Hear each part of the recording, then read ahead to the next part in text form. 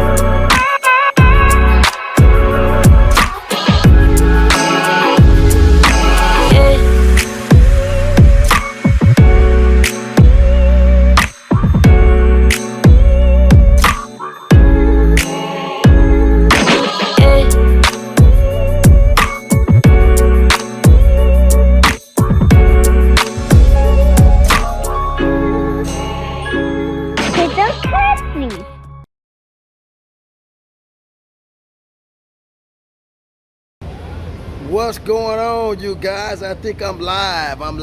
What's going on? How you guys doing? This is Erick, Brent, EBCrypto. It's Family Cash Machine. You see I got the Family Cash Machine colors on right here, actually. So I just finished my coffee.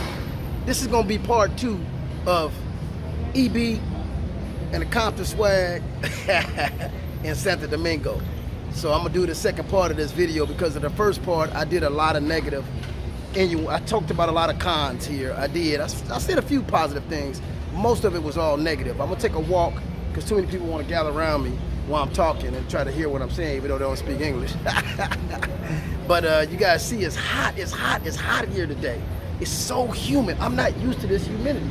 I'm used to the hot weather, being from California, but I'm just not used to this humidity. It rains in the drop of a hat, and then all of a sudden, it's freaking hot again. So you got the humidity here that I'm just not used to, but I'm getting used to it as I've been here a little longer, but it's hard to get used to that humidity. You guys see I got my little tank top on today. Yeah, I'm doing a little bit. I'm trying to just keep myself in shape, you know, and tease the ladies a little bit because, you know, you ladies, y'all be wearing them spandex. Y'all just be, we used to call that D-teasing when I grew up. I don't want to say the word, D-teasing. But y'all be doing the most now. So I said, you know what? Let me get my body back in shape. And let me tease y'all back a little bit. Yes, 2 can play that game. So let me take a little walk and talk to you guys about, let me grab my bag, talk about a little bit, we're gonna talk a little bit about the positives of being out the country. First of all, one of the first positives that I can see, for sure, is economics. Like I said, it doesn't cost much to live out the country. It's very, very cheap here. This economy is totally different than how we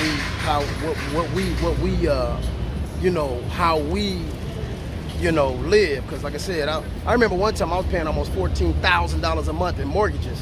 I had it because I was, I had a business that was making almost $100,000 a month for a while.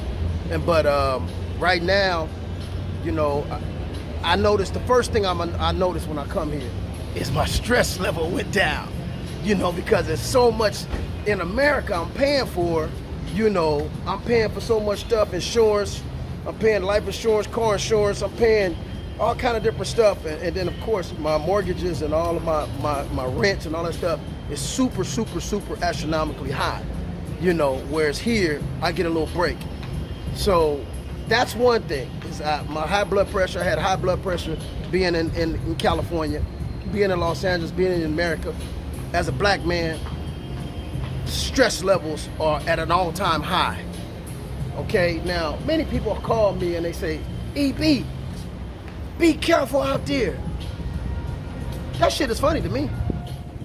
It's really funny to me. I'm trying to stop cursing as much. But it's funny to me because you're talking to a black man from Compton, okay? I grew up in that whole crack era. And, you know, I grew up at a time when the LA gangs were really being defined. You know, came to Los Angeles in 1975 from Chicago, from Chi-Town, from Chirac. So when you guys tell me, you know, to be careful here, it's kind of funny to me because I don't see that here. I don't have that element of danger here that I had in Los Angeles. You know, I just didn't have, I don't see that, you know. I don't even see helicopters here like that. I haven't heard gunshots since I've been here. I've been here like 2 years. I ain't even heard no gunshots. You know, in LA, I hear gunshots every night. And don't go to Chicago. I went to go visit my relatives in Chicago, and some little kid, it could have been no more than 11, 12, drew down on me. He just showed me his gun. He just did like that and showed me his gun. He had a long clip. And I was just visiting. And I rented, like, I think one of them SUVs. I had an SUV Benz. And so he called my cousin Brian. I was like, who's that guy? And my cousin was like, hey, whoa, that's my cousin. He's from Compton. He do real estate.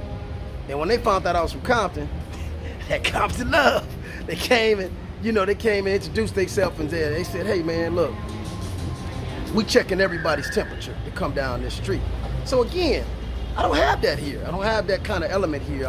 I'm pretty relaxed here, but although it's a different economy, so being from the hood, being from the ghetto, I'm always looking for jackers or people to rob you or snatch your phone. You know, I'm always on the lookout for that kind of stuff, being that I grew up in the hood, period. But like I said, I don't see that element of danger here like I do in America. People think America is so safe for black men, but it really ain't. Because if you look at the statistics in Los Angeles and New York and Chicago, black men are dying left and right in Chicago. It's not even a joke, and nobody in the world is really covering this element of what I want to say. It's an element of that's not a good shot. Oh, that's a good shot. It's an element of genocide in a sense. It really is. It's an element of genocide in Los Angeles for black men, and as well as Chicago. So again, that's a positive, is I don't have that element of danger as much as I did in the United States. It's kind of funny, huh? It seems like that's not true, but being in a foreign country, you would think it's so dangerous. But no, it's actually safer here for me than it is in Los Angeles or Chicago or some of the inner cities in the black community, in the urban communities. All right, now, some more positive things. I told you my stress levels went down since I've been here. I'm on the beach, hanging out, chilling, drinking coconuts. That's the other positive thing about being out the country, is this country is pretty self-sufficient. They grow all their own fruit, they grow all their own, they grow everything. They grow, you know, mangoes, all the stuff they have here is organic. There's no such thing here as, let me see if I can get a better shot because I'm right in the sun. Everything here is organic. They don't have any such thing as they sell organic food. Everything's organic, okay? So there's no preservatives, none of that stuff on their products. Everything is grown here. Everything is, there's so many fruit trucks every day, vegetables. Oh my God, it's the best. It's the best. No chemicals on it. They got acres and acres and acres of farmland. They got just a lot of fresh organic stuff here. So you eat very fresh and organic. They got chickens. Everybody here got chickens. You know, they got their own livestock.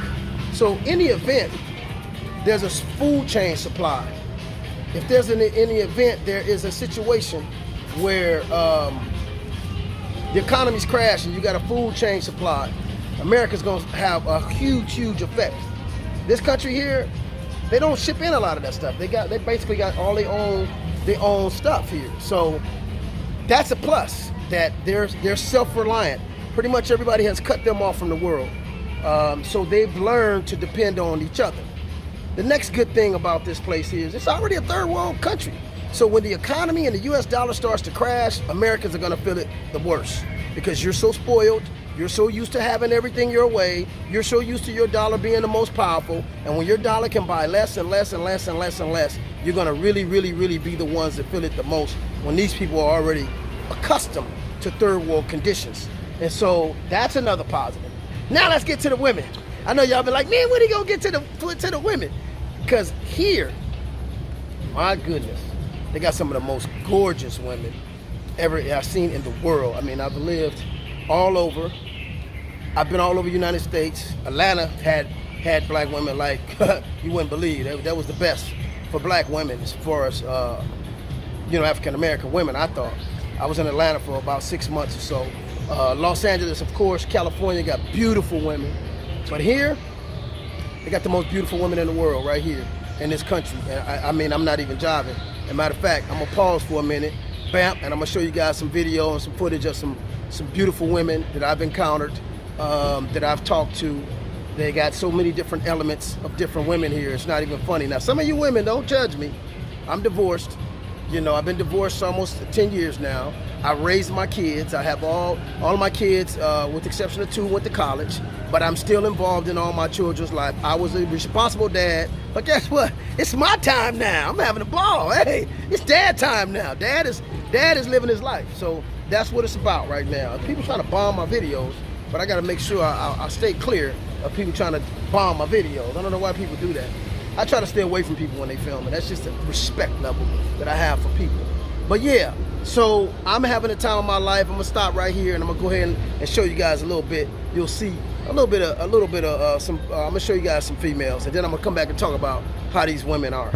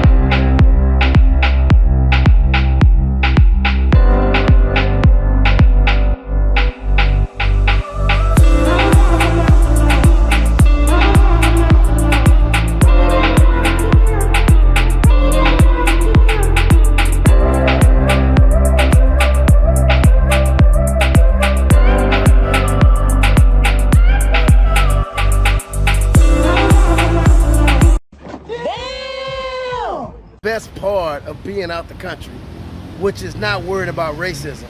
I'm in a country where there's all black people, so you're not gonna get pulled over by the police for driving while black. You're not gonna get discriminated against on the loan. You're not gonna get discriminated against in any kind of business transaction, other than the fact that you're just an American. But other than that, there is no, that stress level for me that went down so much because I don't have all that racist shit. That's one of the #1 reasons why black men have high blood pressure, because you're under so much stress for racism. Now, I want to say this before you get to the next clip, is that this video is not for those that want to come out here and just mess with hoes. If you want to come out here and trick, or nah, I ain't gonna say trick, but just have some fun. Because if you got the money to just buy some coochie, then that's on you. It's not a bad thing if that's what you choose to do. Because they got a lot of guys that come out here, not just here, but other places in the world. But this is one of the #1 places for sex. It is what it is. So if you want to come out here and go to Sosua or Puerto Plata, which is where most of the hoism is going on, I call it hoism. But again, that's on you. This video here, I'm only talking about for people who really want to meet regular people, people just want to meet normal girls. You want a traditional girl, you want a relationship. I'm in Santo Domingo, and so when I speak, I'm speaking for those guys who trying to meet a regular girl. If you're on the internet trying to find somebody, most likely you're going to run into a chapeadora, or you're going to run into somebody who just got designs on your money. So I had to put that little clip in here. This is not for those guys that just want to come out here and have fun. I got a whole nother video for them. Although I'm not engaged in that life, I deal with a lot of people that come out here that are engaged with that life. And I know the rules and I know how to get out. Okay, so a lot of my friends come out here, they just want to hoe. They just want to do what they got to do and keep it moving. So that is real big here. But like I said, my video that I just did about females is to educate you on the different women here and how, they how you can engage with them. But like I said, one of the #1 things for me, one of the #1 benefits, good things, the pros of being here is the fact that I don't have racism. You know what I mean? So I've escaped that whole racist element in America, because there's a huge shadow of racism in every endeavor that black men do. And that's one of the #1 stress killers, stress factors. And stress is the #1 killer of black men, but the #1 stress factor is the discrimination and racist bullshit that we deal with every day. I don't deal with that here. So that's why, another reason why my stress level went down. So, cool. Tonight, a country emerging from protests of pain. Hands up! After the killing of George Floyd, I cannot breathe. Viral moments of racial bias caught on tape. I'm going to tell them there's an African-American man threatening my life. And the deadly shooting of Ahmaud Arbery. Incidents that are not just emotionally devastating, but also physically damaging to black people. Every police shooting of an unarmed black person leads to worse mental health for the entire black population in the state in which it occurred for the next 3 months. Several studies show a possible association between perceived discrimination and mental and physical health. One study found that black people who were stopped several times by police were 3 times more likely to exhibit symptoms of post-traumatic stress disorder and high levels of anxiety and stress. We had a candid discussion about the toll those experiences can take. And here we are again seeing black people, black men especially, being killed in public. It's a spectacle. Do you feel exhausted by the headlines? And it's an exhaustion that should not be seen as an exaggeration. It's an exhaustion that should be seen as justified, and that there is a real and a true understanding of why it's there. That exhaustion, the byproduct of racism that dates back centuries, from slavery to Jim Crow segregation. It's a history of oppression that still impacts black communities today, especially when images of brutality serve as a reminder. How does that stress manifest? What does that mean for the black people in this country who are watching those videos? It means that they have higher levels of mental health symptoms. It means they have more difficulty sleeping at night. It means that some of their biological systems are not functioning the way that they should. Causing a collective pain, but behind it, there's still hope. Moving forward, I think we can continue to tell the truth, and hopefully America looks at itself and doesn't like what it sees. We have to make sure that black people, black babies, black children are protected. Hope for a better future and a healthier one. Morgan. All right, I'm black. I'm back. I'm black. Okay, so I want to let you guys know, these guys out here, is that don't get so excited. I showed you guys some pictures of some nice looking women, but don't get so excited because there is a catch to it. They got some of the most beautiful women in the world here, but the custom is a little different. What I mean by that is, and this is a positive, it's not a negative. These women think a little different, man. So if a woman asks you for money when you come here, don't get offended. Don't get offended, because I know where I grew up, you know, they call that tricking. You know, there's a thin line between tricking and and helping someone. So remember, this is a third world country.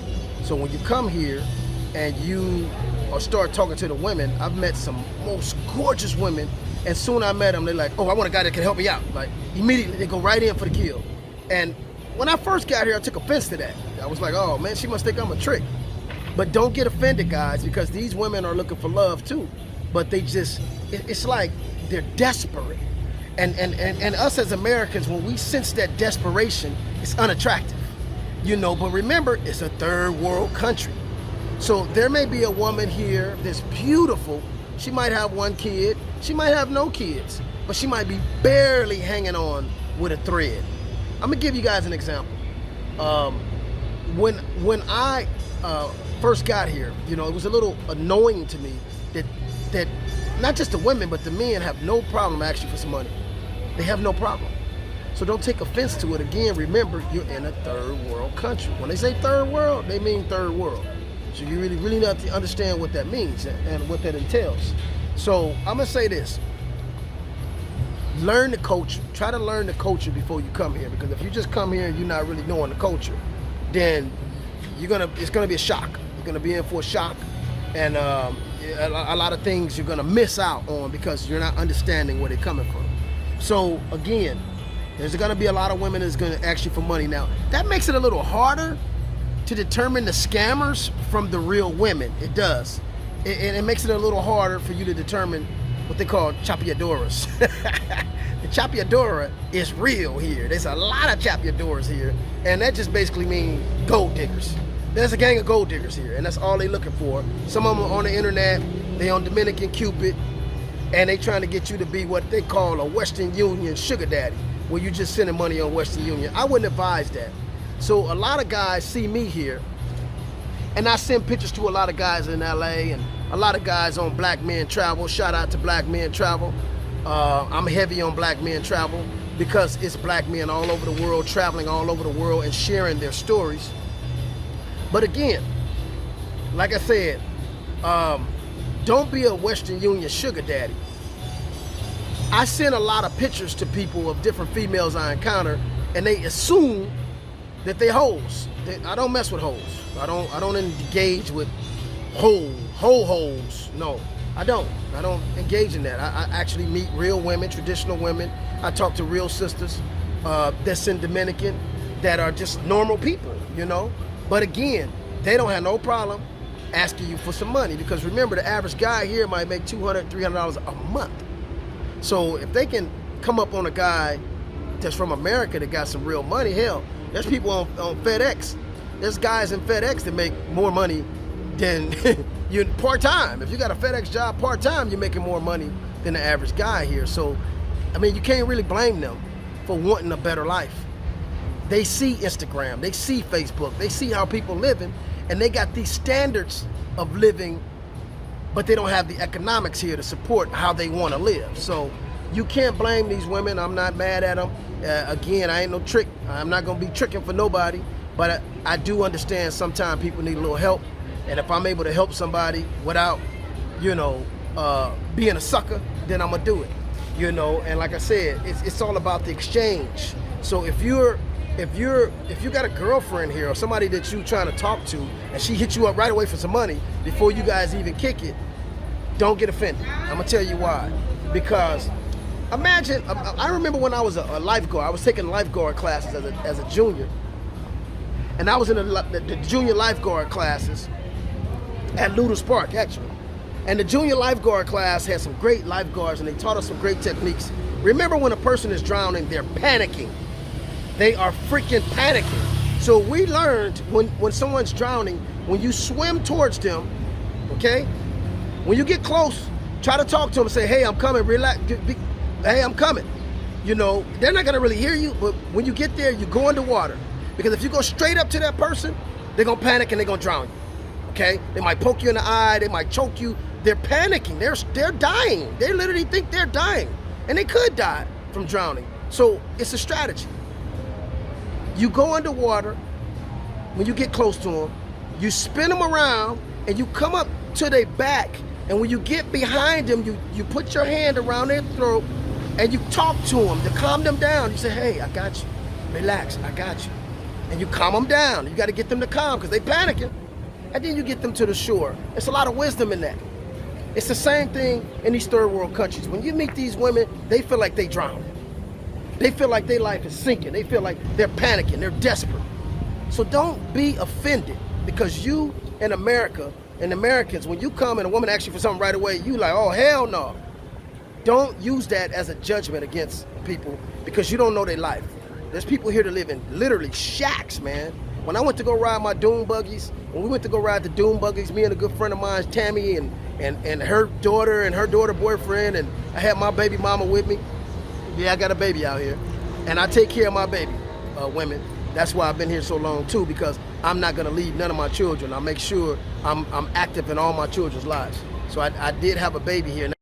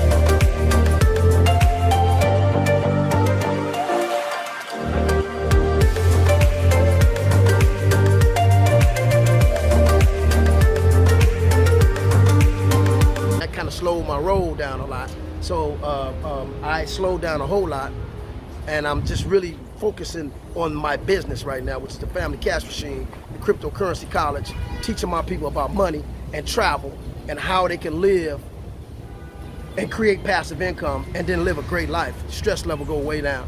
But anyway, these women here don't have no problem asking you for money, but I'm gonna tell you something. They don't got no problem giving you no sex neither. It is what it is. They're not like a lot of the I'm gonna say, I don't want to say all the sisters in America, but they're not like playing a lot of games. They don't have no problem giving you no sex. They Latin women, they African, Latino, or you know, they are hot-blooded, and they don't have no problem giving you the sex. So don't worry about that. In America, we have a lot of women that just play guys for drinks, hey, play you for a free meal, and they have no intentions on giving up the goods. It's not like that here.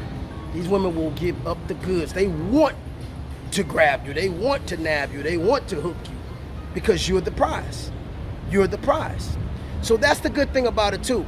And these women are very traditional. They like to cook. They like to clean. They like that stuff. They like kind of like traditional household wives type of girls. But I'm a type of guy, I've met women out here that was hungry, wanted their own businesses, want me to help to support their businesses. I'm a type of man, I don't care if a woman want to have her business, if she want to be a housewife, or if she wants to go work a job. I support whatever as long as she got my back. And by having my back, it don't mean financial. It means, okay, like for instance, she can help me in this foreign country to learn things. I mean, it's a whole lot more to having my back than just money. It's not about sex neither. You know, it's about cooperation. Okay, so each and every man has their own thing. So when you meet one of these women and you want to date them, they're gonna ask you for some money. They're gonna ask you for some help. They sinking fast, and they need help. Sometimes they can't pay their rent. they finna get kicked out. I mean, it goes down here like that, and this is not a country like America. They will kick your shit out on the street, like, with no problems. So it's a different beast. So that's all I want to say is, most beautiful women in the world, but they don't have no problem actually for no money, and they don't have, and if you show them too much, then they're gonna expect for you to help their whole family. So be careful with that too. Now those are the good things I see about being out the country. The women are different, they're beautiful, and hot-blooded, and cooperative for the most part. The other good thing about living out the country is the fact that, did I say they got beautiful women? But the other good thing about living out the country, like I said, is people cater to you sometimes because they see you're new. You'll run across some good people that want to help you, some good people that want to teach you the ropes. You'll meet some powerful people because you, being a person accustomed to certain lifestyle, you're going to start gravitating towards people on that level that you're used to and you're accustomed to. And so that's another good thing about being out the country. So with that, that's about it. You know, it's some more good perks and stuff. But like I said, for the most part, the economy here is a lot cheaper to do things here, to live a baller life here. Like for instance, I can get a penthouse here for $1,400 a month on the beach. Penthouse, 2,000 square feet apartment, overlooking the water, $1,400 a month. In Los Angeles, that'll cost me shit about 6 to 10 grand to do that, at least six grand or so to do that, you know. But here, I could do that for $1,400. I can live like a baller. So those are the perks here. And again, I told the negatives yesterday. I think I spoke enough here on this video. I'm gonna go ahead and close out. I need you guys to like and subscribe to my channel, The Family Cash Machine. Follow the money. I will be covering some different stories. I will be talking about travel and money. I think coming up soon, I'll be talking about the gentleman, Omni the Hellcat, and how the feds came in and took all of his shit, and he didn't sell no drugs, he didn't do nothing. This young man made over $50 million on his own with the streaming. So we're gonna be covering stories like that and how to protect ourselves and how to create generational wealth. That's what the Family Cash Machine is about. How do we create generational wealth? I'm living the dream. I've been an entrepreneur my whole life, and so it's not just about making money, it's about enjoying your money and enjoying your life. And if you can't enjoy your money, then what the hell are you working for? So again, like and subscribe to my channel, and I'll see you guys on the next video. Peace.